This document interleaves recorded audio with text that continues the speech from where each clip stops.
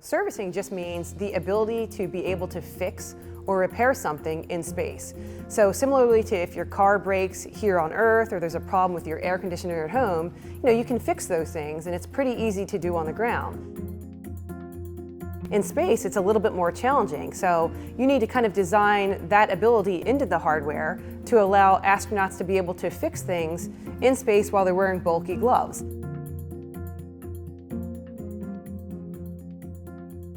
The Hubble Space Telescope was specially designed to enable it to live longer.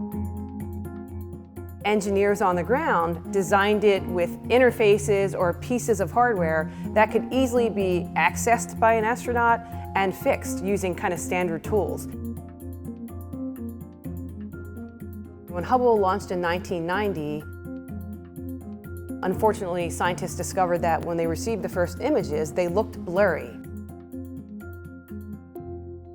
With some amazing smart people on the ground, they realized that that primary mirror that collects all the light from the stars was slightly misshapen by just a teeny amount, and that's what made all the scientific images look blurry. The first Hubble servicing mission, SM-1, of which one of the primary objectives was to fix that misshapen mirror by launching a dedicated, separate scientific instrument that has what you might hear eyeglasses on it or special lenses that could correct for this misshapen mirror and then sharpen up all the scientific images to make them look the way they're supposed to look.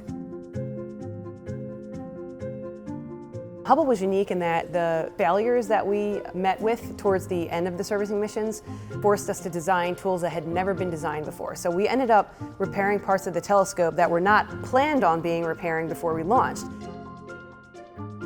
The analogy given is doing heart surgery in space with tiny tools, tethers, and techniques that were never initially designed to be used. We learned a lot about how to do harder things, harder things than anyone had ever done during spacewalks.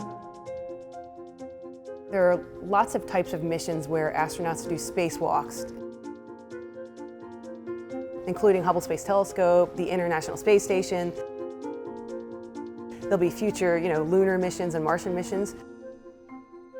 So they're using some of the tools and techniques that were developed by some of our Hubble engineers. And then similarly, a lot of those lessons learned will be applied to future lunar spacewalks and Martian spacewalks, because we're going to need to be doing more specific, probably more hand-intensive things to get, future space stations set up.